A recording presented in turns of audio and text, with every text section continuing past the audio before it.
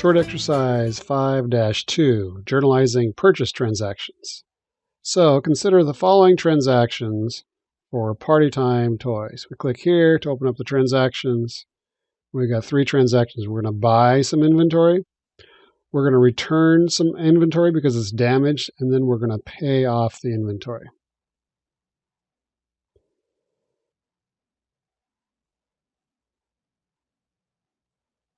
Journalize the purchase transactions. Explanations are not required. Assume the company uses a perpetual inventory system. Record debits first, then credits, as always. And exclude explanations from journal entries. All right.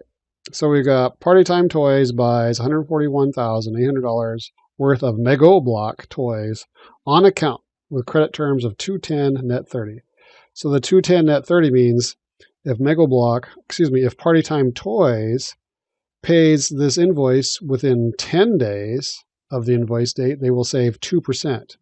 Otherwise, the net amount, the full amount, is due within 30 days.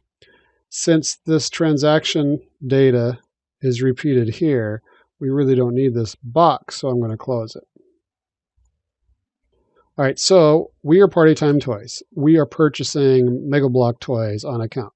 We plan to sell these Mega Block toys later. So that is an inventory account. So what type of an account is inventory? Inventory is an asset. So do we have more inventory or do we have less inventory? We have more. So I'm going to debit inventory, merchandise inventory. And the amount is $141,800. And I know my credit is going to be that amount too, so I can copy and paste that. Now, do we pay cash for this, or is this on account? We bought it on account, so we cannot have cash in this transaction because we're not paying cash yet. So which account shows that we owe the money? Well, that means it's going to be a liability, and in this case, the liability is called accounts payable. So do we have more liabilities, a credit, or do we have less? We have more, therefore accounts payable is going to be credited for $141,800. Check our answer. Fantastic. Next, on October 11th, Party Time Toys returns $14,100 of the merchandise to Mega Block due to damage during shipment. So we're returning some of this inventory. So notice inventory up here is a debit. So if we are lowering inventory, what's going to happen to this account? Well, this account has to be lowered. How do we lower this account? If it's a debit, the debit increased it because it's an asset. Just to remind you, assets go up on the left, down on the right. So we need to make this asset, inventory, go down. So I'm going to credit the inventory. Debits have to go first, so I'm going to skip the first line. And I'm going to lower inventory by this $14,100 amount. Now, what is the debit going to be? Well, let's look at accounts payable. Up here, we increase accounts payable. We return some of this inventory before we paid for it. So do we still owe $141,800? No, we owe less. So how much less do we owe? We owe $14,100 less. So we need to lower accounts payable. And notice that accounts payable is a liability, and by putting on the left side, the debit side, we are lowering that liability. Nice work. Now, Party Time Toys pays the amount due minus or less the return and the discount. So before we can figure out how much we owe, how much we pay, we need to figure out how much we owe. So the amount we owe is $141,800 minus this $14,100. So we got $141,800, and then we're going to subtract the $14,100. Gives us $127,700 that we owe. So what are we going to do with this accounts payable when we pay it off? Notice accounts payable went up with a credit. So to make it go away, we have to get rid of the accounts payable, by the way, because we're paying it off. We need to debit that amount, not the full 141,800 because we don't owe that. We need to lower it by 127,700. So accounts payable is going down. Just to show you as a reminder, liabilities go down on the left. And I can type the 127,700 in there, or I just click here in this cell and then click on the arrow. It shoots it over there. Okay, so we got rid of our debt. Now, how much are we going to pay? Well, don't forget, we get a discount. How much was that discount? Well, let's see if we paid it off in time, first of all. So the discount was 210 net 30, meaning we had to pay within 10 days of this date. So first thing we need to check, did we pay within 10 days?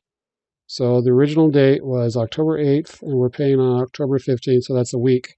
So we paid within the time period to get the 2% off. So next we're going to calculate the 2% that we're going to save. We owe the 127,700, so we need to figure out what 2% of that is. So clear that, 127,700 times 2% is 0.02, gives us 2554. And I will show you in a second why I'm putting the 2554 on the right side. So we're going to save 2554. So if we owe 127,700, we're paying 2554, we need to figure out how much we're going to pay. So we need to lower cash by the difference. So clear this. We got 127,700. We're going to subtract 2554, gives us $125,146 that we're going to pay in cash. Why am I crediting cash? Because cash is an asset, and assets go down on the right side. All right. So now double check your debits and credits. Do they match? This is the amount we owe. This is the amount we saved. This is the amount we paid. And these two numbers, when you add them up, equals this. All right. So this is the part that students have a problem with. What account do we assign the amount that we save to? Well, first of all, how much did the inventory cost us? The shortcut way to figure out how much the inventory cost us is to look at how much cash do we pay. So we paid $125,146.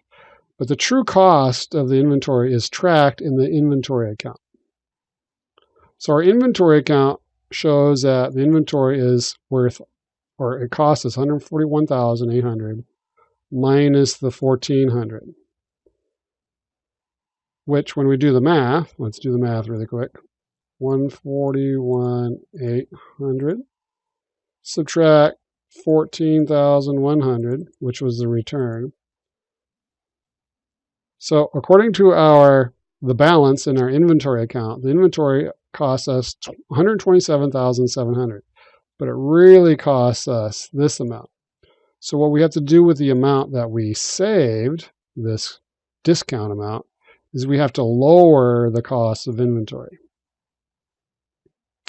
Why? Because inventory, this is the amount we save. We do not pay that. So the inventory, the true cost of inventory, we'll start all over now that we have three events with inventory. So inventory went up $141,800.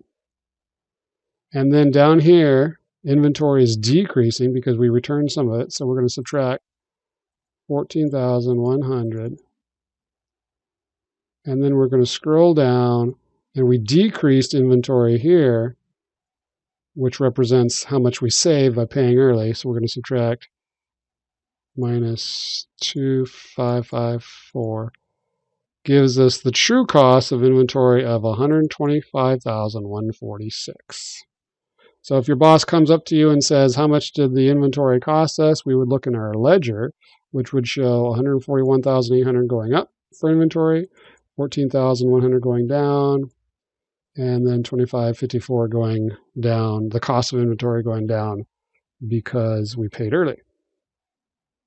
Of course, the ledger shows the balances, so if we just looked at the ledger, we wouldn't have to calculate these balances. And then the last question is asking the inventory cost for party times is how much? Well, we just calculated that, 125,000. Let's see if I can shoot it over here. 125,146. Again, how did we figure that out? There's two ways to calculate it. We figured out that inventory went up by 141,800.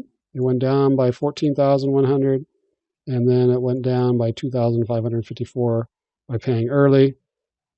You do the math, it gives us 125,146. Also, the shortcut way to figure out how much that inventory cost us was looking at the cash amount that we paid.